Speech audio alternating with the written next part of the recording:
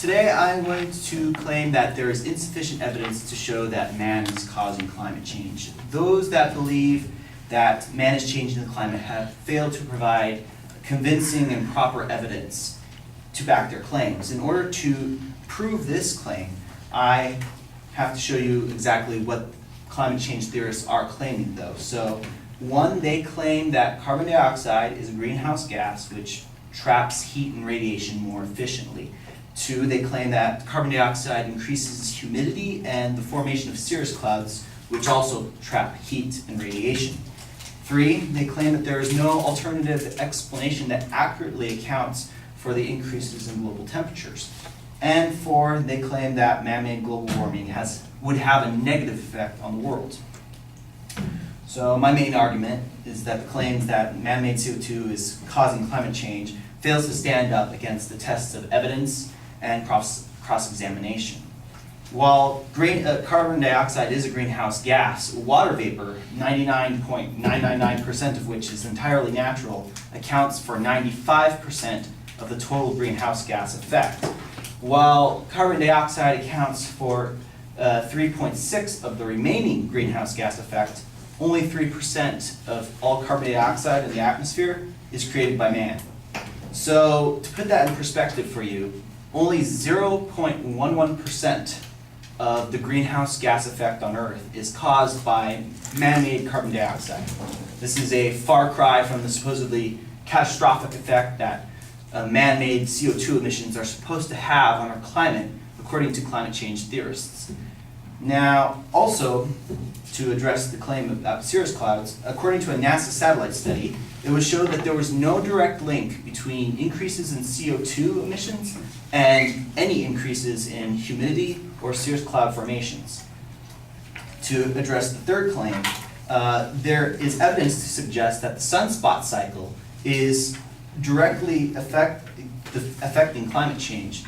A study at the Max Planck Institute for Solar Studies showed a direct connection between the increases in sunspots and a steady increase in the Earth's overall temperature. Likewise, the same study showed that there was a connection between the decrease in sunspots and a decrease in world temperatures. To address the fourth claim, there is historical evidence to show that global warming might actually have a positive effect on the world.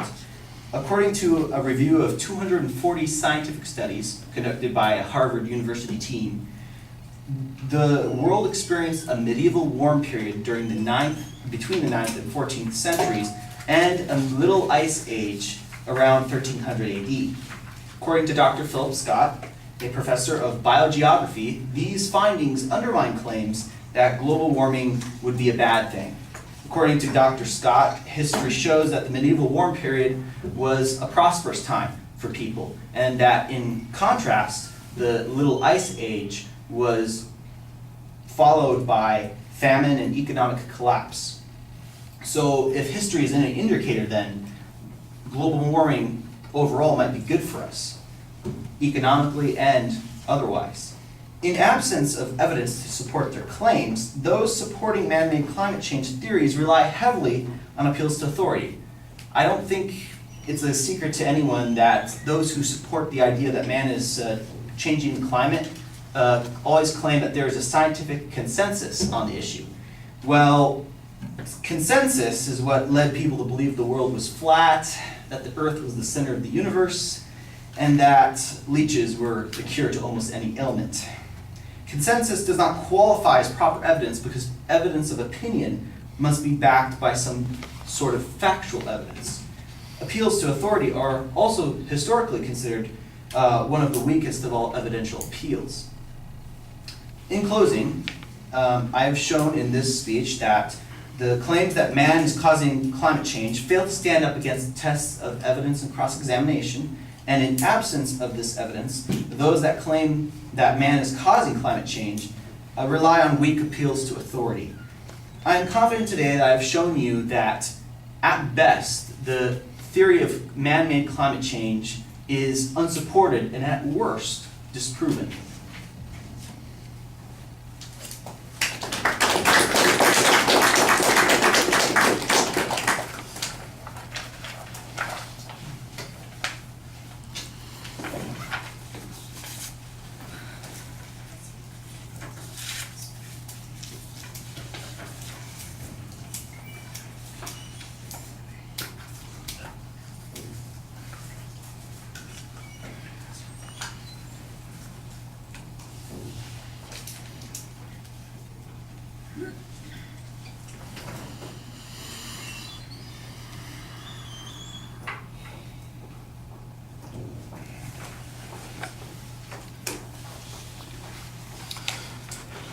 right, Josh, you start off with the proposition, which is fine. It's labeled clearly. However, then you go and give us some background. You've got a list of the premises that people advancing climate change issues use, and then you come back to the proposition, and in this format, the proposition has multiple claims built into it. So that's a little bit confusing. The multiple claims might be a secondary structure. If that's the case, you need to separate them out and turn them into a preview of what the supporting structure is. Mostly, you've created a structure based around refuting the premises of the other side, and so you've got the 4 things that you're going to be responding to, and on each of them you have a response to it. The first 3 especially, you're really dependent on a single piece of information to respond to each of those points.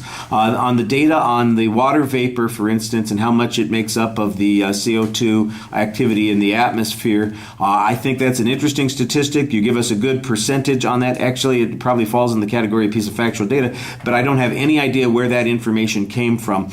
I'm not saying it's not true, and I'm not saying that it's probably not true, but I don't know, and you're asking me to take you on faith, and I might believe you, but I'm also very suspicious, as most people are, so I think you're better off providing a source citation for something like that. On the NASA study, I do think that the NASA study that you cite on the second point needs to be a direct quote. It sounds like you're summarizing the content. The same thing on the third point. It sounds like you were summarizing what you read as opposed to giving us the data and then making an inference from it. In other words, you're giving us the summary, telling us that that's the inference, and then repeating the inference as being what the research said. And I think you're skipping a step in that process. You're skipping the step where the evidence needs to be cited clearly so others can evaluate it and make sure that you are interpreting it in the correct way. You're just giving the interpretation of what the data said.